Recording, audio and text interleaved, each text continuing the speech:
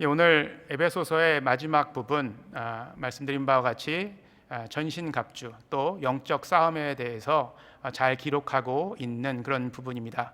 그리고 20절 이후에는 이 에베소서를 마무리하며 사도 바울이 마지막 인사를 에베소 교인들에게 보내는 그런 글이 담겨져 있습니다. 크게 두 부분으로 나눌 수 있지만 소주제를 따라서 좀 더 구체적으로 나눌 수가 있는데 한번 제가 그 스크린을 보면서 한번 설명해 드리도록 하겠습니다. 처음 10절부터 13절까지의 말씀은 마귀와의 영적 전쟁, 영적 싸움을 대비하라라는 그런 소주제를 가지고 있습니다. 그래서 오늘 말씀의 전반적인 그 주제와 또 제목이 전투와 승리 이렇게 정해져 있습니다. 두 번째 부분은 14절부터 17절까지 말씀인데 하나님의 전신갑주를 취하라, 전신갑주를 입으라 이런 소주제를 가지고 있고요. 또 18절부터 20절까지는 복음의 자유를 위하여 기도하라. 또 그리고 바울은 자기 자신을 위해서 기도해달라라는 그런 부탁의 말씀도 전합니다. 그리고 마지막 부분 말씀드린 것 같이 이제 에베소서를 마무리하는 부분으로 그리스도의 사랑과 은혜가 모든 형제들에게 있기를 원하노라, 있을지어다라는 사도 바울의 간구와 함께 대단원의 막이 내려지게 됩니다.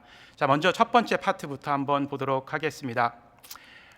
성도 여러분, 지피지기면 백전백승이다라는 그런 격언을 아마 한 번쯤은 들어보셨을 것입니다. 적을 알고 나를 알고 적을 알면 모든 싸움에서 100번 싸워도 이길 수 있다라는 그런 의미이죠. 그리고 이 표현이 손자병법이라는 그런 책에 나와 있다는 것도 아마 알고 계실 것입니다. 그런데 이 지피지기면 백전백승이란 말은 사실은 정확한 표현이 아니라고 합니다. 보다 정확한 표현, 손자병법에 나와 있는 정확한 표현은 지피지기면 백전불패라는 그런 이제 단어로 적혀져 있다고 합니다. 의미는 비슷한 것 같아요. 적을 알고 나를 알면 결코 위태로워지지 않는다, 그런 의미의 표현인 것입니다. 그만큼 이 전쟁터에 나가는 사람들이 적을 알고 자신을 아는 것은 전쟁터에서 승리와 위태롭지 않은 것을 보장해주는 바로 매우 중요한 사항이라는 것을 이야기해주고 있는 격언이라 볼 수가 있겠습니다. 그러나 우리가 잘 알다시피 이 적을 안다는 것은 그렇게 쉬운 일이 아닙니다. 우리 자신도 잘 알지 못하는데 어떻게 적을 잘 알 수 있겠습니까? 요즘처럼 첨단 장비가 잘 발달된 그런 그 상황에서도 정확한 적의 어떤 동태와 위치와 또 그 방향, 움직이는 방향을 제대로 알기가 힘들다고 합니다. 왜냐하면 그런 첨단 장비가 발달하면 발달할수록 그런 장비로부터 자기 자신을 숨기는 그런 기술도 발달하기 때문이라고 그렇게 이야기를 합니다. 이 적을 안다는 것 굉장히 어려운 일이죠. 사실은 적을 아는 것도 어려운 일이지만 자기 자신을 아는 것도 굉장히 어려운 일입니다. 그래서 자기 자신을 알고 적을 알게 된다면 결코 위태로워지지 않는다, 전쟁에서 승리할 수 있다라는 격언이 잘 알려지고 우리가 많이 애용하는 그런 격언이라는 생각이 듭니다. 우리가 사는 이 세상은 매일매일 그 싸움의 그 소식으로 정신이 없을 정도로 시끄러웠습니다. 조용한 날이 없었습니다. 그런데 요즘 들어서는 이 코로나 팬데믹 사태 이후로는 아무래도 이 바이러스와 싸우다 보니까 이 나라 간의 그 전쟁 또 민족 간의 전쟁이 좀 이렇게 적어진 것 같습니다. 전쟁의 소식 또 싸움의 소식이 잘 들려오지 않는 것이 사실입니다. 그렇지만 여전히 이 보이지 않는 싸움들은 계속되고 있는 것 같습니다. 우리 조국 대한민국은 여전히 이 좌와 우로 나누어져서 이념적으로 갈라진 상태에서 계속적인 어떤 갈등과 분쟁이 지속되고 있는 것을 봅니다. 또한 세계의 패권을 움켜잡기 위해서 이 미국과 우리가 살고 있는 이 미국과 이 중국이 계속해서 무역 전쟁을 벌이고 있고 또 외교적인 충돌도 계속해서 일어나고 있는 것을 볼 수가 있습니다. 이 전쟁의 소문은 계속해서 이어지는 것 같고, 우리가 이 땅에서 살아가는 동안 아무래도 우리가 계속해서 접하게 될 것 같습니다. 그런데 참 놀라운 사실은 이 세상에서의 싸움을 인간들만 하고 있는 것은 아니라는 사실입니다. 성경은 이 교회도 싸움을 하고 있다라고 그렇게 이야기를 하고 있습니다. 얼핏 들으면 어떻게 예수님께서 세우신 이 교회가, 성령님께서 함께 하시는 교회가 싸움을 할 수 있을까라는 생각이 들 수 있겠지만, 그 성경은 분명히 교회도 이런 싸움을 계속해서 싸워 나가고 있다라고 그렇게 분명하게 이야기해주고 있습니다. 오늘 저희가 함께 읽은 에베소서 6장 10절부터의 그 말씀에는 이 교회가 싸우고 있는 싸움에 대해서 매우 자세하게 설명을 해주고 있습니다. 바울은 이 6장 10절 하반부에서 교회가 왜 싸움을 해야 되는지에 대한 이유를 이야기해주고 있습니다. 그 이유는 교회를 이루고 있는 지체를 공격하여서 교회를 무너뜨리려고 하는 세력들이 이 땅에 존재하고 있기 때문에 교회는 싸움을 할 수밖에 없다라고 이야기를 하고 있습니다. 그래서 바울은 이 에베소서 6장 10절 이후의 말씀에서 이 교회를 무너뜨리기 위해서 성도들을 공격하는 그런 세력들이 어떤 세력들인지, 그리고 그 세력들을 어떻게 우리가 이길 수 있는지에 대해서 자세하게 설명을 해주고 있습니다. 어찌 보면 오늘 저희가 함께 읽은 이 본문의 말씀은 이 영적인 전쟁에서 교회와 성도가 승리하기 위한 하나님의 병법이다, 이렇게 이야기할 수가 있겠습니다. 그 하나님의 거룩한 그런 병법, 이것을 통해서 우리가 이 싸움을 어떻게 대비하고 또 적을 어떻게 알고 또 나 자신을 어떻게 알 수 있을까, 함께 말씀을 풀어가는, 나누어 보는 그런 시간 갖도록 하겠습니다. 이 하나님께서 지적하신 이 성도를, 지체를 공격하는 이 세력들은 과연 어떤 세력들일까요? 이 세력들이 12절에서 구체적으로 잘 설명이 되어져 있는데 12절 말씀을 한 번 더 같이 보면 좋겠습니다. 우리의 씨름은 혈과 육을 상대하는 것이 아니요 통치자들과 권세들과 이 어둠의 세상 주관자들과 하늘에 있는 악의 영들을 상대함이라, 이렇게 이야기를 하고 있습니다. 바울은 이 교회의 싸움이 혈과 육, 즉 육체를 부딪히면서 싸우는 그런 씨름과 같은 싸움이 아니다라고 정의를 하고 있습니다. 이 얘기는 이 교회의 싸움, 성도의 싸움이 이 인간의 싸움과는 본질적으로 다르다라는 것을 이야기해주고 있는 것입니다. 차원이 다른 싸움을 교회는 싸워나가고 있다, 바로 그 의미죠. 그렇지만 이 안타까운 일은요, 이 교회를 이루고 있는 우리 지체들, 성도들이 이 싸움의 대상을 제대로 알지 못하고 싸움의 성격을 제대로 파악하지 못하고 있다는 것입니다. 이 싸움의 성격을 제대로 파악하고 있지 못하다는 것은 이 싸움의 대상도 제대로 알지 못한다는 것이고, 상대방을 알지 못한다는 것이죠. 그리고 더불어서 나 자신도 잘 알지 못한 채 싸움을 싸우고 있다는 것입니다. 그렇기 때문에 이 상대방도 알지 못하고 또 자기 자신도 알지 못하기 때문에 이 싸움에서 우리가 이길 수 있는 그런 경우의 수는 굉장히 희박하다라는 것입니다. 왜냐하면 이 싸움의 대상을 잘 파악하지 못하고 있다는 그 증거가 무엇이냐 하면요, 우리 믿는 자들이 계속해서 싸우고 있는 싸움의 대상이 그 배우자이고 또 때로는 자녀들이고 또 심지어는 이웃과 그리고 이 교회를 이루고 있는 성도들과도 싸움을 하고 있기 때문입니다.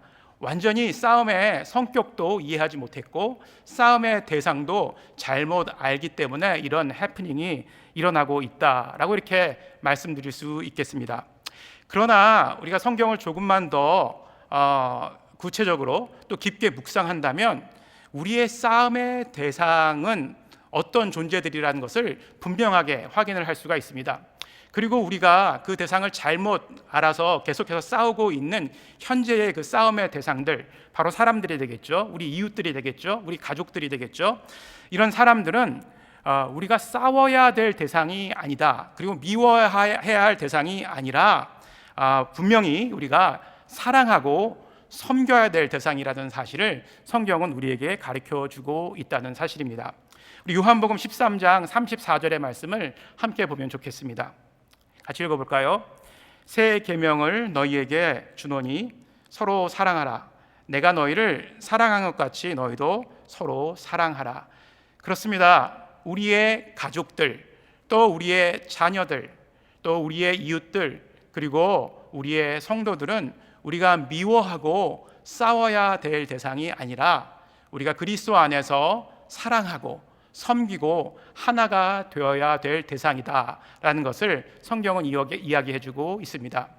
혹시 바로 이 시간 전에도 잘못된 싸움의 대상을 선택하여서 싸움을 하셨던 분이 있다면 이 말씀을 통해서 우리의 모습을 주님 앞에 회개하고 이제부터는 정말 우리의 싸움의 대상이 정말 우리의 가족 또 우리 주변에 있는 사람들이 아니라 이 영적인 권세자들 또 어둠의 세력자들 이란 사실을 우리가 바로 알았으면 좋겠습니다.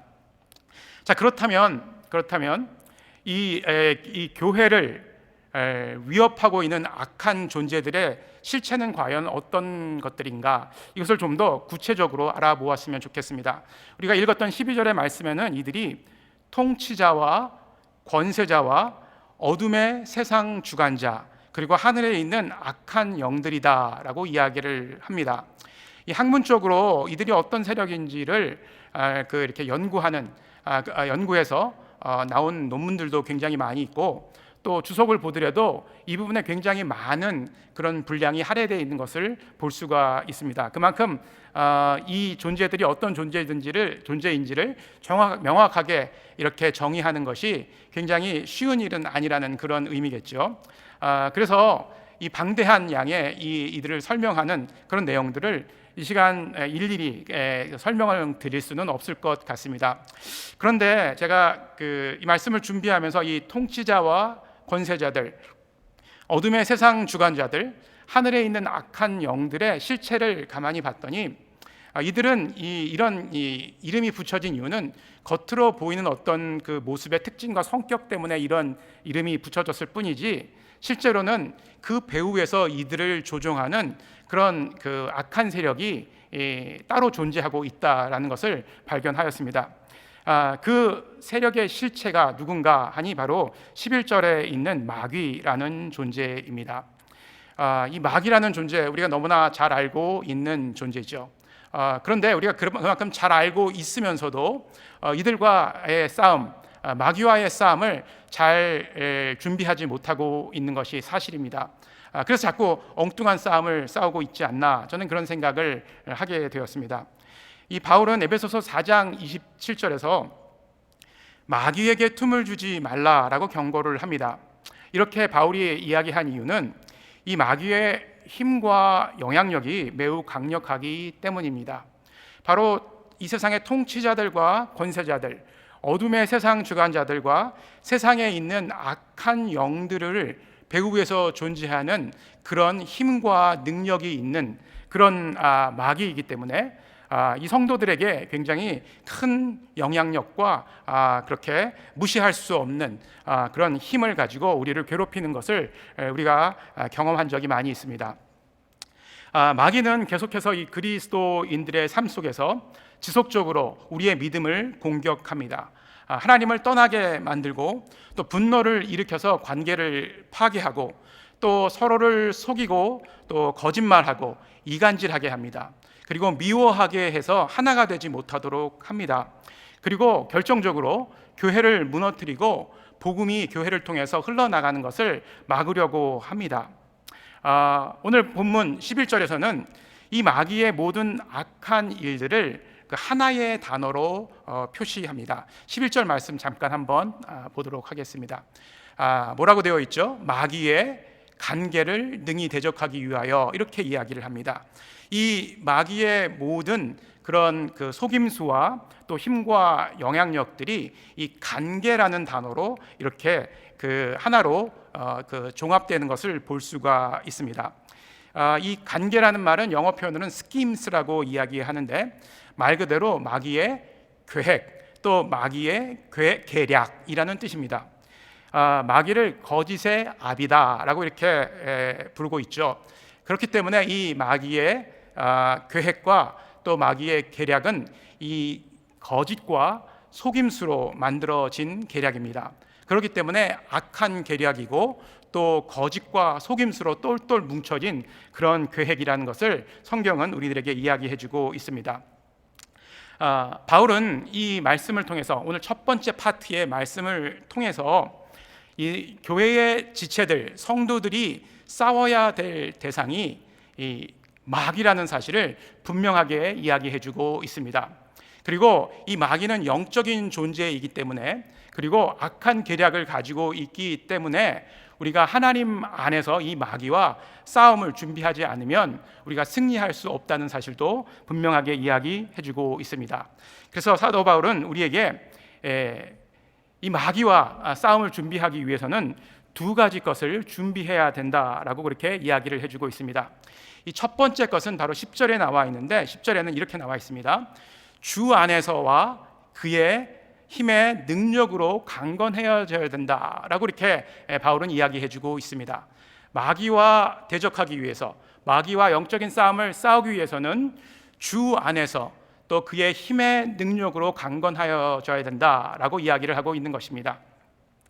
이 강건하여진다라는 이 표현을 헬라어 원문으로 보게 되면 그 임페러티브 문장입니다. 그러니까 수동형 패시브 문장이라는 것입니다. 이 이야기는 우리 스스로 노력하고 스스로 애써서 강건하여질 수 없다라는 것을 분명하게 이야기해주고 있는 것이며, 우리가 강건해질 수 있는 방법은 어떤 그 힘의 능력으로 말미암아 강건하여질 수 있다라는 것을 이야기해주고 있다는 것입니다. 뭐 이렇게 영어로 표현할 수 있겠죠. We will be strengthened, okay, by the power of something. 그렇죠? by the power of something 이라는 그런 표현으로 이렇게 이해할 수 있겠습니다. 누구의 힘에 의해서 우리가 강건하여질 수 있다는 바로 그런 의미죠. 누구일까요? 바로 그의 힘의 능력, 그의 힘은 바로 하나님의 힘이라는 뜻이죠. 하나님의 사람들이 강건해지는 방법은요, 뭐 몸의 근력을 키워서 강건해지는 것도 아니고요, 돈을 많이 벌어서 우리의 힘이 강건해지는 것도 아니고, 또 인맥을 넓히거나 그 높은 지위에 올라서 강한 권력을 가졌을 때 강건하여진다고 성경에서는 결코 이야기하지 않습니다. 성도가 강해지는 것은 오늘 본문 10절에서도 이야기했듯이 하나님의 능력으로 말미암아, 그의 힘의 능력으로 말미암아 강건하여진다라고 그렇게 이야기하고, 또 한 가지는 그의 힘의 능력은 우리가 그리스도 안에 있을 때만 워킹 된다라고 그렇게 이야기하고 있습니다. 주 안에서와 그의 힘의 능력으로 강건하여진다라는 것입니다. 이것은 마치 그 면역력이 매우 약한 그 사람이 그 면역력을 보호하기 위해서 무균실 안에 들어가 있을 때는 아무런 문제 없이 활동을 하다가 그 사람이 이 무균실 밖으로 나오자마자 이 밖에 있는 바이러스에 감염이 되고, 감염이 되자마자 약해지는 것과 마찬가지로 우리가 그리스도 안에 있다가 그리스도 안에 밖으로 나올 때 이 죄라는 바이러스가 우리를 감염시키고, 그러므로 말미암아서 우리가 연약하게 될 수밖에 없다는 사실을 이야기해주고 있다는 것입니다. 주 안에서 있을 때에만 하나님의 힘의 능력이 우리를 강건하게 해주실 수 있다는 사실을 바울은 오늘 본문 10절에서 이야기해주고 있는 것입니다. 이 두 번째, 그리고 우리가 준비해야 될 것은요, 바로 전신갑주를 입으라는 것입니다. 사실은 이 전신갑주도 하나님께서 공급해 주신 것입니다. 하나님의 힘의 능력으로 우리가 공급을 받을 수 있는 것이 바로 전신갑주라는 것입니다. 그런데 오늘 본문에서는 전신갑주를 입어야 되는 이유는 단순히 악한 날의 마귀의 공격을 막아내기 위해서, 마귀의 공격을 대비해서만이 아니라 13절 하반부에는 모든 일을 행한 위에 서기 위해서 우리가 전신갑주를 입어야 된다라고 이렇게 분명하게 이야기해주고 있다는 사실입니다. 13절 말씀 한번 가보도록 하겠습니다. 같이 읽어볼까요? 그러므로 하나님의 전신갑주를 취하라. 이는 악한 날에 너희가 능히 대적하고 모든 일을 행한 후에 서기 위함이다 라고 이야기하고 있습니다. 모든 일을 행한 후에 서기 위함이다. 이 말은 교회와 성도들이 이 세상에서 존재하는 이유는 단순히 영적 싸움에서 승리하기 위함이 아니라는 것입니다. 물론 영적 싸움에서 승리하는 것이 중요한 것이지만 그 승리가 최종 목표가 아니기 때문에 그 승리한 상태에 만족하고 머물러서는 안 된다는 것입니다. 그 일 이후에도 여전히 우리는 견고하게 그리스도 안에 서 있어야 되고, 또 견고하게 서 있으므로 하나님의 복음을 선포하고 하나님의 나라를 선포하는 일들을 계속해서 해나가야 된다는 것을 바울은 이야기해주고 있는 것입니다. 고린도후서 9장 27절의 말씀에서 바울은 이렇게 고백을 합니다. 내가 내 몸을 쳐 복종하게 함은 내가 남에게 전파한 후에 자신이 도리어 버림을 당할까 두려워함이로다 라고 그렇게 이야기를 합니다. 무슨 이야기입니까? 바울은 마귀의 관계에 대적해서 복음을 전파하는 선한 싸움을 싸웠지만 그 이후에 자신이 넘어지고 또 그 넘어짐으로 말미암아 버림을 당하게 될지도 모른다는 사실을 두려워했습니다. 그래서 그는 이 두려움 때문에 계속해서 하나님 앞에 서 있기 위해서 자신을 쳐서 복종했다라고 그렇게 이야기를 합니다. 그리스도 안에 계속해서 서서 하나님의 맡겨주신 사명을 감당하기 위해서 자신을 쳐서 말씀에 복종했다, 그리스도께 복종했다라는 사실을 고백하고 있다는 것입니다. 말씀을 한 구절 더 보면 마태복음 7장 22절 23절 말씀에는요, 큰 영적인 전투 후에 서 있지 못한 사람들의 결과가 어떤 것인가를 보여주고 있습니다. 제가 22절 23절 말씀 읽겠습니다. 그날에 많은 사람이 나더러 이르되 주여 주여 우리가 주의 이름으로 선지자 노릇하며 주의 이름으로 귀신을 쫓아내며 주의 이름으로 많은 권능을 행하지 아니하나이까 하리니 그때 내가 그들에게 밝히 말하되 내가 너희를 도무지 알지 못하니 불법을 행하는 자들아 내게서 떠나가라 하리라. 그렇습니다. 분명 이 사람들은 주의 이름으로 선지자 노릇도 하고 주의 이름으로 악한 귀신을 쫓아냈고 주의 이름으로 많은 권능을 행하였다라고 이야기를 합니다. 이 이야기는 뭐냐면 영적 싸움에서 최선을 다해서 이렇게 싸워서 승리를 했다라는 것을 이야기하고 있는 것입니다.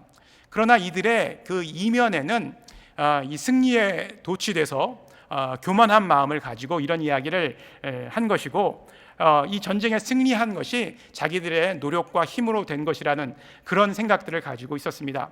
그래서 이들이 예수님께 왔을 때 예수님께서는 내가 너희를 도무지 알지 못한다라고 이야기를 하고 계신 것이었습니다. 우리가 만약에 이 영적 싸움에 승리한 그것에만 집중을 해서 또 그것으로 인해서 교만한 마음을 가지고 나태한 삶을 살아간다면 우리는 바울과 같이 넘어지게 될 것이고 또 넘어지고 나서 버림을 당하게 될지도 모른다는 사실입니다. 주님이 우리를 모른다고 이야기하실 수도 있다라는 것이죠. 그렇기 때문에 성도는 주님 앞에 갈 때까지 끝까지, 오늘 본문 10절에서도 끝까지라는 단어가 나오지 않았습니까?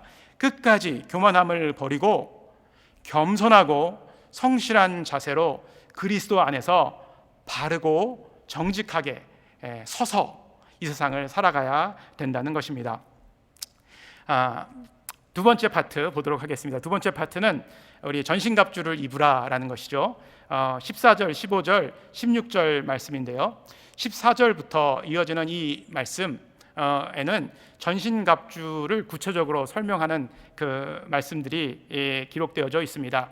세부 명칭과 기능에 대해서 나와 있는 것을 보여주고 있는데, 한 가지 우리가 눈여겨 봐야 될 것은 바울이 이 전신갑주를 하나님의 전신갑주를 입어라 라고 이렇게 표현했다는 것입니다. 하나님의 전신갑주, 결국은 이 이야기는 하나님께서 전신갑주를 우리에게 주신다는 그런 의미입니다. 헬라어 표현에 보게 되면 이 하나님의 전신갑주를 파노플리아라는 말을 사용해서 설명을 하고 있습니다. 이것의 의미는 방어와 공격을 위한 중무장한 군사의 완전 군장을 의미합니다. 완전 군장. 아마 군대 다녀오신 분들은 이 완전 군장이 어떤 것인지를 금방 이해하실 수 있을 것입니다. 그런데 이 하나님께서 이야기하시는 이 파노플리아라는 완전 군장은요, 이 단순히 차림새가 완전하다라는 것을 의미하는 데서 끝이지 않습니다. 이것은 신적인 완전함을 가리키는 것입니다. 하나님께서 주신 완전한 전신갑주. 그렇기 때문에 이 전신갑주는 그 마귀의 어떠한 공격 가운데서도 우리를 보호해 줄 수 있다는 것입니다. 이 갑주의 종류 우리가 이미 다 알고 있죠. 우리 그 그림을 한번 보면서 이 갑주가 어떤 것인지를 한번 보면 좋겠습니다. 이 재미있는 그림인데요. 첫 번째 갑주의 종류는 진리의 허리띠, 그렇죠? 의의 호심경. 여기는 뭐 믿음의 흉배라고 이렇게 얘기를 했는데, 의의 흉배라고 얘기를 했는데, 그 다음은 이제 평안의 복음의 신발, 또 믿음의 방패, 구원의 투구, 성령의 검. 이 6가지 종류의 그 갑주가 나오는 것을 볼 수가 있는데, 저 재미있는 그림을 한번 보십시오. 한 가지의 공통점이 있습니다. 무엇일까요? 꼭 반창고 같이 생기기도 했는데 균형이 좀 안 맞죠. 사실은 그 십자가가 그 칼에도 있고, 그렇죠? 말씀의 검에도 있고, 또 진리의 허리띠에도 있고, 구원의 투구에도 있고, 믿음의 방패에도 있는 것을 볼 수가 있습니다. 바로 예수 그리스도를 상징하는 그 십자가가 전신갑주에 아로 새겨져 있다라는 것을 발견할 수가 있다는 것입니다. 바로 이 전신갑주는 예수 그리스도를 입는 것, 또 예수 그리스도와 하나 되는 것을 의미한다 라고 이렇게 결론적으로 이야기할 수가 있겠습니다. 내려주시고요. 이 갑주에 대해서 그러면 좀 더 구체적으로 설명을 할 텐데 좀 더 간결하고 또 쉽게 이 갑주에 대해서 설명을 하도록 하겠습니다. 첫 번째는요, 이 진리의 그 허리띠죠. 먼저 이 허리는 우리가 일과 운동을 할 때 힘을 받쳐주는, 힘을 만들어내는 신체의 중요한 부분입니다. 허리가 약하거나 문제가 있으면 힘을 낼 수가 없습니다. 이 그리스도의 힘은 본문 10절에서도 이야기했듯이 예수 그리스도의 안에 있을 때 하나님으로부터, 그의 능력으로부터, 힘의 능력으로 말미암는다고 이야기를 했습니다. 우리가 예수 그리스도 안에 거함으로 말미암아 또 그 말씀에 순종하는 삶을 살 때 우리는 마귀의 간계를 이길 수 있는 힘을 얻게 된다는 것이죠. 진리는 무엇인가요? 진리는 바로 예수 그리스도 자신이십니다. 동시에 살아계신 하나님의 말씀, 그렇죠? 하나님의 말씀은 곧 예수 그리스도를 가르치죠. 하나님의 말씀입니다. 이 하나님의 말씀은 순도 100%, 99.999%도 아닌 순도 100%의 진짜 말씀입니다. 거짓이 없는 그런 말씀입니다. 그렇기 때문에 우리가 이 사단의 괴계를 이길 수 있는 힘이 있는 것입니다. 예수님께서도 광야에서 금식 후에 마귀의 유혹을 받으셨을 때 말씀으로 마귀의 유혹을 물리쳤던 것을 우리는 기억하고 있을 것입니다. 그렇습니다. 이 진리의 말씀 속에는 하나님의 힘의 능력이 있기 때문에 우리에게 그 힘을 우리에게 허락하기 때문에 마귀의 공격을 이겨낼 수 있다는 것입니다. 그리고 이 진리의 허리띠를 동인다는 것은요, 좀 더 그 깊은 의미가 있습니다. 예수님께서 마지막으로 이 땅에서 그 공생애를 마감하실 때 그 허리에 그 수건을 두르고 제자들의 발을 씻기면서 사랑과 그 섬김을 실천하셨습니다. 바로 이 겸손과 또 섬김의 진실된 모습을 보여주셨다는 것이죠. 그래서 이 진리의 그 허리띠로 허리를 동인다는 것은요, 이 진리의 하나님의 말씀으로 우리의 허리를 동이고 그 힘의 능력으로 말씀에 순종하여서 그 말씀대로 우리의 이웃을 섬긴다, 또 사랑을 베푼다라는 그런 의미를 가지고 있다는 것입니다. 그래서 영적 전쟁에 승리할 수 있는 그 힘은 거짓이 없는 하나님의 말씀을 우리 허리에 동이고 또 그 말씀에 순종함으로 이웃을 섬기고 그 사랑을 실천할 때 하나님께서는 우리에게 사단을, 마귀를 이길 수 있는 힘을 주신다라는 그런 의미입니다. 그렇기 때문에 이 진리의 허리띠, 하나님의 진리의 말씀으로 우리의 허리를 동이는 것은 우리 성도가 가장 먼저 입어야 할 갑주다라고 이렇게 말씀드릴 수 있겠습니다. 두 번째는 그 의의 호심경입니다. 가슴은 인간의 마음이 있는 곳이라는 상징성이 있습니다. 성경은 마음을 지키는 것의 중요성을 이야기하고 있는데 그 이유는 마음에 생명의 근원이 있기 때문입니다. 잠언 4장 23절 말씀에는요, 모든 지킬 만한 것 중에 더욱 내 마음을 지키라, 생명의 근원이 이에서 남이니라 라고 이야기하고 있습니다. 생명의 근원은 만물을 창조하신 하나님께 있습니다. 하나님으로부터 말미암습니다. 그리고 이 생명은 예수 그리스도를 통해서 우리에게 주어졌습니다. 그래서 예수님은 요한복음 14장 6절에서 내가 곧 길이요 진리요 생명이니 나로 말미암지 않고는 아버지께로 올 자가 없다라고 그렇게 이야기를 하셨습니다. 그러므로 우리 마음의 중심에 예수 그리스도가 계실 때만 우리는 그 생명의 근원 대신 하나님께 나아갈 수 있다는 것입니다. 그리고 그 하나님께 나아가는 길이 우리가 생명을 얻을 수 있고 유지할 수 있는 길이고 그 생명을 더 풍성하게 누릴 수 있다는 것입니다. 그러나 인간은 스스로 의로워질 수 없는 존재입니다. 이 이야기는 스스로 하나님께 나아갈 수 없는 존재라는 것이죠. 예수 그리스도의 의가 아니면 결코 하나님께 나아갈 수가 없는 존재가 바로 우리 인간들입니다.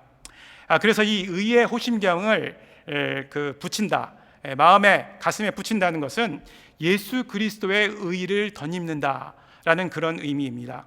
예수 그리스도의 의로 말미암아 우리는 의롭다 칭함을 받게 되고 그 의롭다 칭함을 받음으로써 비로소 우리는 하나님 앞에 나갈 수 있는 자격을 얻게 된다는 것입니다.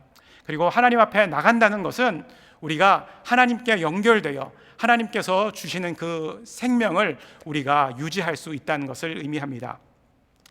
우리의 마음에서 예수 그리스도가 떠나는 순간부터 우리는 하나님께 나가는 길을 잃어버리게 됩니다. 성경은 이 사망을 이렇게 정의하죠. 하나님으로부터 떠나게 되는 것, 하나님으로부터 분리되는 것을 의미합니다. 우리 마음 안에 예수 그리스도가 없다면 우리는 하나님으로부터 떠나게 됩니다. 즉 사망에 이르게 된다는 것입니다. 그래서 마음을 지켜야 되고 마음의 근원에는 생명이 나기 때문에 마음을 지켜야 된다라는 이야기를 사도 바울은 우리에게 하고 있는 것입니다. 그 다음은 신발입니다. 신발은 군인에게 모빌리티를 제공합니다. 움직이는데 어려움이 있다면 군인은 전투를 잘 할 수 없을 것입니다. 마귀는 관계를 사용하여 어떻게든 복음이 전파되는 것을 막고 있습니다. 이 복음이 전파되는 곳에는 하나님께서 주시는 평화가 임하기 때문에 결사적으로 마귀는 이 복음을 막으려고 하는 것입니다. 그러나 아무리 이 복음을 막으려도 해도 복음을 막을 수가 없습니다. 왜냐하면 복음은 매이지 않기 때문입니다. 또한 복음을 전할 때 중요한 것은 먼저 가는 것입니다. 예수님께서도 제자들에게 지상명령을 위임하실 때 너희는 먼저 가서라고 명령을 내리셨습니다. 우리가 마귀의 관계를 물리치고 복음을 전하기 위해서 가려면 우리는 복음의 신을 신어야만 합니다. 다음은 믿음의 방패죠. 믿음은 우리를 하나님께 붙어 있게 하는 그런 앵커와도 같은 것입니다. 마귀의 관계 중에 하나는 우리의 믿음을 흔드는 것입니다.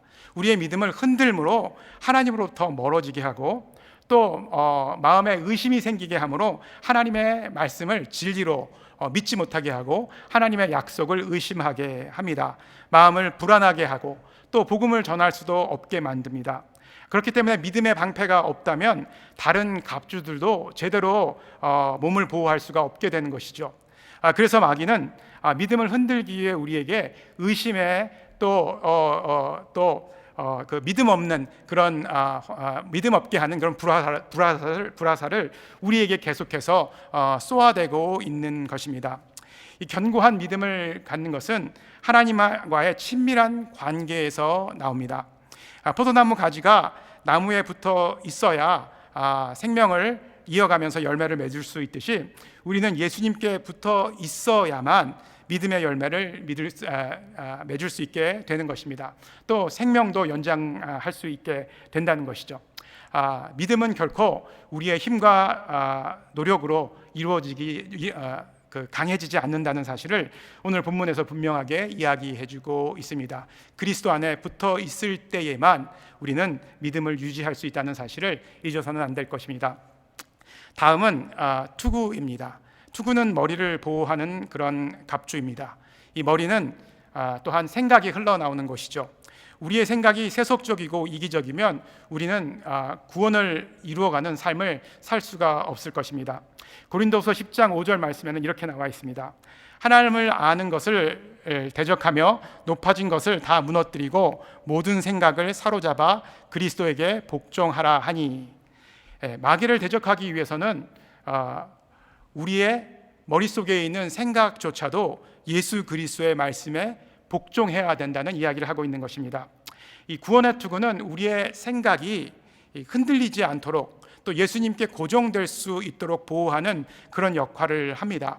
우리의 생각이 구원을 이루어갈 수 있도록 구원의 지식을 충만할 수 있도록 그런 돕는 역할을 하는 갑주입니다. 마귀는 우리의 생각이 세속적으로 흘러가게끔 하고 또 어린아이와 같이 그런 어린아이와 같은 생각을 갖게끔 합니다. 이 어린아이와 같은 생각을 가지고 있다면 또 세속적인 생각을 가지고 있다면 어떻게 영적인 성장과 성숙을 이어갈 수 있겠습니까? 만일 우리가 계속해서 세속적으로 생각하고 어린아이와 같은 그런 생각을 가지고 있다면 구원을 이루어 나가는 그런 영적인 성숙과 성장에 도달할 수 없을 것입니다. 계속해서 세상적이고 미숙한 그런 행동을 할 수밖에 없을 것입니다. 성도 여러분들은 요즘 어떤 그런 생각들을 가지고 계십니까? 여전히 그 생각이 하나님께 맞춰져 있기보다는 나와 내 가족에게만 또 내 삶에게만 맞춰져 있지 않는지 한번 돌아보았으면 좋겠습니다. 우리는 이 시간 함께 기도할 때 우리의 생각이 성숙해질 수 있도록 하나님께 기도해야 될 것입니다. 마지막으로 성령의 검입니다. 성령의 검은 유일한 공격 무기인데 하나님의 말씀을 의미합니다. 상대방을 공격하는 무기이기도 하지만 자신에게도 상해를 입힐 수 있는 그런 예리한 그런 무기입니다. 그래서 히브리서 4장 12절에는 이렇게 이야기하고 있습니다. 하나님의 말씀은 살아있고 활력이 있어 좌우의 날선 어떤 검보다 예리하여 혼과 영과 및 관절과 골수를 찔러 쪼개기까지 하며 또 마음의 생각과 뜻을 판단하나니. 그래서 이 말씀의 검은요 성숙한 자들에게만 주어지는 것입니다. 성숙한 자들만이 다룰 수 있다는 것이죠. 에베소서 4장 13절 말씀에는 이 성숙한 자들을 이렇게 이야기합니다. 하나님의 아들을 믿는 것과 아는 일에 하나가 되어 온전한 사람으로 그리스도의 장성한 분량에 이르는 자, 이들이 바로 성숙한 자라고 이렇게 이야기를 하죠. 예수 그리스도로 충만한 자들이고요, 하나님의 영인 성령으로 충만한 자들입니다. 자신의 생각과 뜻대로 행하는 자들이 아니라 성령님의 인도하심을 쫓아 행하는 자들입니다. 하나님의 말씀은 이런 성령 충만한 자들에게 주어지는 그런 말씀의 검이기 때문에 성령의 검이다 라고 이렇게 이야기를 하고 있는 것입니다. 말씀의 검을 온전히 붙잡고 사용하는 길, 이것은 그 하나님의 말씀에 온전히 순종하는 길밖에 없을 것입니다. 말씀에 순종하는 자만이 말씀의 능력을 경험할 수 있게 될 것이며 그 말씀으로 영적인 싸움을 승리해 나갈 수 있다는 사실입니다. 세 번째 파트로 넘어가겠습니다. 좀 더 빨리 진행해 보도록 하겠습니다. 이 세 번째 파트에는 기도에 대한 이야기가 나옵니다. 이 소제목을 저는 이렇게 정했는데요. 복음의 자유를 위해 기도하라. 우리 18절, 19절, 20절 말씀 빨리 한번 읽어보겠습니다. 모든 기도와 간구를 하되 항상 성령 안에서 기도하고 이를 위하여 깨어 구하기를 항상 힘쓰며 여러 성도를 위하여 구하라. 또 나를 위하여 구할 것은 내게 말씀을 주사 나로 입을 열어 복음의 비밀을 담대히 알리게 하소서 할 것이니 이 일을 위하여 내가 쇠사슬에 매인 사신이 된 것은 나로 이 일에 당연히 할 말을 담대히 하게 하려 하심이라. 여섯 가지의 갑주 중에서 중요하지 않은 갑주는 하나도 없습니다. 하나만 부족하여도 마귀의 간계를 이겨낼 수가 없습니다. 이 여섯 가지의 갑주가 몸에 입혀져 완벽하게 몸을 보호하게 할 수 있도록 하기 위해서는요, 성도가 먼저 견고하게 서 있어야 합니다. 그래서 이 본문 말씀에는 서서라는 그런 표현이 자주 등장하는 것을 볼 수가 있습니다. 이 서서라고 하는 표현, 견고하게 서 있다라는 것은 깨어 있다는 것입니다. 그래서 바울은 18절에서 성령 안에서 기도하고 깨어서 구하기를 항상 힘쓰라라고 이렇게 이야기를 하고 있는 것입니다. 기도는 우리가 강건하여지기 위해서 하나님을 의뢰하는 가장 적극적인 행동입니다. 또한 기도하는 자는 항상 깨어 있을 수밖에 없습니다. 기도하는 자가 어떻게 하나님 앞에서 깨어 있지 않을 수가 있겠습니까?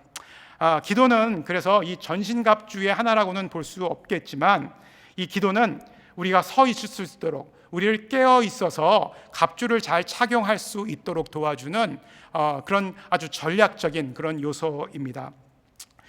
계속해서 바울은 이 기도에 대해서 이야기하면서 에베소서 교인들에게 깨어서 기도하라라는 그런 권면을 하였을 뿐만이 아니라 동시에 자기 자신을 위해서도 기도해달라라는 것을 부탁하고 있습니다. 그런데 우리가 주목해서 보아야 할 것은 그 바울의 기도 제목은 단순히 육체의 자유를 달라는 기도의 그런 제목이 아니었습니다. 그의 기도의 제목의 핵심은 복음의 증거의 자유를 달라, 복음을 마음껏 증거할 수 있는 자유를 달라는 그런 기도의 제목이었습니다. 그 복음의 자유를 위해서 기도해달라는 그런 기도의 제목을 에베소 교인들에게 주고 있는 것이었습니다. 그는 자신을 쇠사슬에 매여 있는 죄인이라고 표현하면서 자신은 비록 그 매인 상태지만 결코 복음은 매이지 않는다는 그런 사실을 믿으며 복음의 비밀을 담대히 알릴 수 있도록 그렇게 기도해달라고 또한 에베소 교인들에게 부탁을 하고 있습니다. 그 복음의 비밀을 담대히 알릴 수 있도록 하나님의 말씀을 달라는 것은요, 바울이 그 복음의 비밀을 자기 자신의 입술로, 즉 자기 자신의 그런 언변과 자기 자신의 지혜로 할 수 없다는 것을 알고 있었습니다. 또한 바울은 이 복음의 비밀이 바로 이 로마서 1장 16절에서 그가 고백했던 것처럼 복음은 모든 믿는 자에게 구원을 주시는 하나님의 능력이다. 이 말씀처럼 복음의 비밀이라는 것은 하나님의 능력이라는 사실을 알고 있었습니다. 그리고 이 복음은 전달하는 복음의 능력은 전달하는 자에게서 나오는 것이 아니라 복음을 주신 분에게서 나온다는 사실도 알고 있었습니다. 그래서 바울은 이 복음의 비밀을 담대하게 전할 수 있도록 에베소 교인들에게 기도해달라고 부탁을 했을 뿐만이 아니라 하나님의 말씀이 주어질 수 있도록 그렇게 기도해달라고 부탁했던 것입니다. 이 마귀의 관계의 핵심은 이 바울의 말씀으로 미루어 볼 때 이 교회를 통해서 복음이 선포되는 것을 막는 것이었습니다. 그래서 우리의 이 영적인 전쟁의 최종 목표는 이 복음이 땅끝까지, 마귀의 관계를 뚫고 복음이 땅끝까지 선포되도록 하는 것이라고 볼 수가 있습니다. 그리고 이 영적 전투에서 우리가 승리하지 못했느냐의 그 바로미터는 계속해서 우리가 복음을 증거하고 있느냐, 증거하지 못하고 있느냐에 따라서 우리가 그것을 확인할 수 있다는 사실입니다. 이 복음을 증거하는 것, 이것이 가장 큰 그 마귀의 영적 전쟁에서 그 승리하는 길이라는 사실을 오늘 바울은 우리에게 분명하게 이야기해주고 있는 것입니다. 자, 이제 마지막으로 마지막 부분, 네 번째 파트에 대해서 이야기를 드리고 말씀을 마치도록 하겠습니다. 이 네 번째 파트의 소제목은 그리스도의 사랑이 있을지어다라는 것입니다. 말씀을 빨리 한번 읽어보도록 하겠습니다. 21절 말씀입니다. 나의 사정 곧 내가 무엇을 하는지 너희에게도 알리려 하노니 사랑을 받은 형제요 주 안에서 친절한 일꾼인 두기고가 모든 일을 너희에게 알리라. 우리 사정을 알리고 또 너희의 마음을 위로하기 위하여 내가 특별히 그를 너희에게 보내었느라. 아버지 하나님과 주 예수 그리스도께로부터 평안과 믿음을 경한 사람이 형제들에게 있을지어다. 우리 주 예수 그리스도를 변함없이 사랑한 모든 자에게 은혜가 있을지어다. 아멘. 바울은 마지막으로 에베소 교회와 성도들에게 자신의 그 사랑을, 자신이 가지고 있는 그 애틋한 마음을 전하며 모든 자들에게 그리스도의 사랑과 은혜가 있기를 간절히 축복하고 있습니다.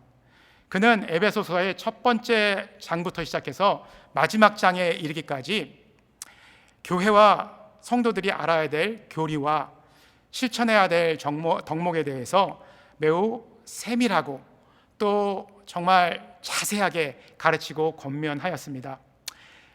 그의 모든 가르침과 권면을 우리가 지금껏 쭉 이렇게 살펴보았는데요, 그의 가르침과 권면 안에는 정말 그리스도의 그 변함없는 사랑, 그 엄청난 사랑이 깔려 있다는 사실을 우리는 발견할 수 있습니다. 그 이유는, 그 사랑을 우리가 발견할 수밖에 없는 그 이유는, 이 바울은요, 에베소서에서 에베소서의 핵심 주제가 사랑이라고 해도 과언이 아닐 만큼 이 사랑이라는 단어를 풍성하게 사용하였습니다. 에베소서뿐만이 아니라 바울이 쓴 모든 서신사에 보게 되면 바울은 그 예수 그리스도의 사랑으로 그 교회의 성도들을, 자신의 제자들을 권면하고 또 격려하고 또 경책하는 것을 볼 수가 있기 때문입니다. 그 사랑이 아니고서는 사도 바울의 그런 그 교회를 향한 그런 순전한 말씀을 설명할 수 없다는 것입니다. 우리가 잘 알고 있는, 또 사랑하고 있는 고린도전서 13장 1절에서 3절까지의 말씀을 한번 살펴보기 원하는데요, 같이 보겠습니다. 같이 읽겠습니다. 내가 사랑의 방언과 천사의 말을 할지라도 사랑이 없으면 소리나는 구리와 울리는 꽹과리가 되고, 내가 예언하는 능력이 있어 모든 비밀과 모든 지식을 알고 또 산을 옮길 만한 모든 믿음이 있을지라도 사랑이 없으면 내가 아무것도 아니요, 내가 내게 있는 모든 것으로 구제하고 내 몸을 불사르게 내어줄지라도 사랑이 없으면 내게 아무 유익이 없느니라. 무슨 말씀입니까? 그는 아무리 우리가 위대한 일을 한다고 할지라도 예수 그리스도의 사랑으로 하지 않는다면 아무 소용이 없다라는 것을 이야기하고 있는 것입니다. 또한 바울은 그가 말한 고린도전서의 그 사랑에 대해서도 사랑은 단순히 감정이나 느낌이 아니라는 것을 분명하게 이야기해 주고 있습니다. 그가 말한 사랑은 자기를 부인하는 헌신과 또 희생과 낮아짐과 또 인내에서 나오는 행함, 또 섬김, 그런 액티비티라는 것을 분명하게 이야기해 주고 있다는 것입니다. 그래서 사랑이 이 어떤 명사가 아니라, 형용사가 아니라 이 동사 그 형태로 설명되고 있는 것을 고린도전서 13장에서 우리가 찾을 수가 있는 것입니다. 이 교회의 중요한 몇 가지의 성격이 있는데 그 중에서 저는 가장 중요한 것 같습니다. 이 사도성이라는 교회의 성격이 있습니다. 이것은 물론 사도의 전통을 우리가 잘 계승하여 교회를 단단하게 세워나가야 된다라는 그런 의미도 있지만, 이 교회의 사도성은 하나님께서 교회를 세상으로 보내셨다, 샌드 오프 하셨다라는 그런 그 의미입니다. 그리고 이 사도성, 교회를 하나님께서 우리를 세상으로 보내셨다는 것은 바로 하나님의 명령이라는 사실입니다. 그러나 안타깝게도 지금 우리 교회의 모습을 한번 돌아보면 이 사도성이 매우 약해진 것이 사실입니다. 세상에 대한 영향력이 너무나 미미해졌고 또 세상을 향해 담대하게 나가지도 못하고 있는 것들을 볼 수가 있습니다. 요즘 한국의 교회의 모습을 보면 좀 안타까운 생각이 들 때가 있습니다. 이 정부로부터 차별을 받아서 좀 억울한 마음이 있는 것 인정합니다. 그런데 그거 이전에 만일 우리가 교회가 세상에 선한 영향력을 미쳤다면 이렇게 어렵고 힘든 순간에 아마 이 세상은, 또 세상의 많은 기관들과 정부는 이 교회에게 이렇게 어렵고 힘든 그 상황을 속히 벗어날 수 있도록 하나님께 이 교회가 깨어서 기도해 주십시오 이렇게 부탁하지 않았을까 이런 생각을 해봅니다. 그리고 그렇게 부탁하는 것이 저는 정상적인 그런 과정이라고 생각을 합니다. 그런데 그렇게 부탁하기보다는 아니 교회에서 바이러스 전파의 위험이 있으니까 교회 모임을 자제해 주십시오, 소그룹을 하지 마십시오 이렇게 얘기를 하고 있다는 것, 물론 정부의 과잉 대응이라고도 볼 수가 있겠지만 그 이전에 우리가 정말 이 세상을 향해서 우리가 선한 영향력을 미치지 못하기 때문에 이런 결과가 일어나지 않았을까라는 것을 한번 우리가 돌아볼 필요도 있다, 자기 자신을 성찰해 볼 수도 있다라는 생각이 듭니다. 이 교회가 세상을 위해서 할 수 있는 가장 강력한, 가장 영향력 있는 행동이 무엇입니까? 그것은 사단의 괴계를 뚫고 사단의 그 악한 계획을 그렇지 물리치고 세상으로 나아가 세상에 그리스도의 피 묻은 그런 사랑의 복음을 전파하는 것일 것입니다. 그리고 그 그리스도의 사랑으로 이웃을 사랑하고 섬기고 겸손히 베푸는 것, 이것이 바로 교회가 해야 될 일이라고 저는 확신합니다. 그리고 앞으로 우리는 이 일을 계속해서 해 나가야 될 것입니다. 이번 에베소서 강해를 마치면서 이 에베소서의 강해의 주제에 대해서 다시 한번 생각해 보기를 원합니다. 혹시 그 주제가 무엇이었는지 캐치프레이즈라고 해야 되나요? 무엇이었는지 성도 여러분들 기억하고 계십니까? 교회의 영광, 거룩한 성도. 그렇습니다. 우리는 이 에베소서를 공부하면서 이 에베소서의 말씀을 나누면서 우리는 교회의 영광을 위해서, 거룩한 성도가 되기 위해서 몸부림쳐야 될 것입니다. 계속해서 우리가 몸부림쳐 왔죠. 그런데 이것은 그냥 말씀을 듣고 나서 말씀에 참 위로를 받았어, 은혜를 받았어, 이것에서 끝나면 안 된다는 것입니다. 그 말씀대로 우리가 순종하면서 살아야 된다는 것입니다.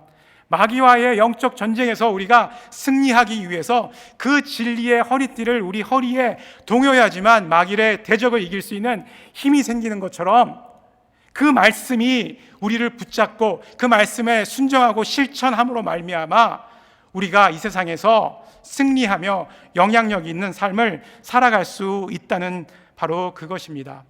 말씀을 실천하는 삶, 예수님께서도 그 말씀을 실천하면서 우리에게 그 실천할 것을 당부하고 가르치고 있다는 것입니다. 이 교회의 영광, 거룩한 성도로 거듭나기 위한 비결은 성도 여러분과 저를 위해서 아낌없이 자기 자신을 내어주신 그 예수 그리스도의 사랑을 이 세상에 전파하고 그 사랑으로 이웃을 내 몸같이 사랑하고 섬길 때만 가능할 것입니다. 이것이 바로 교회가 세상에 베풀 수 있는 선한 영향력이고 복음의 비밀이다 라고 저는 확신합니다. 말씀을 마치면 바울은 에베소서 교인들을 통해서 하나님의 사랑의 메시지를 선포하였습니다. 교회의 영광, 거룩한 성도가 되는 길, 이것은 바로 그리스도의 사랑으로 하나님을 사랑하고 이웃을 섬길 때, 사랑할 때 가능하다라는 그런 사랑의 메시지를 에베소 교인들에게 선포한 것이고, 이 어두워져가는 세상 가운데 우뚝 서 있는 뉴저지 초대교회의 성도들과 또 지체들에게도 선포하고 있는 것입니다. 사랑이 없으면 우리가 아무리 위대한 일을 한다고 해도 울리는 꽹과리와 같다라는 사도 바울의 그 말씀, 사도 바울이 그 말씀을 에베소 교회에게 선포했던 것처럼 오늘 이 자리에 계신 우리 성도님들에게도 에베소서 말씀을 통해서 그 사랑의 메시지를 선포하고 있다는 사실입니다. 이 어두워져가는 세상, 또 언제 끝날지 모르는 이 코비드 19의 쿼런틴 기간 동안 우리 더욱더 말씀을 통해서 하나님을 사랑하고 교회를 사랑하고 이웃을 섬기며 사랑을 나누고 실천하는 성도님들 되시기를 주의 이름으로 간절히 축원합니다. 이 시간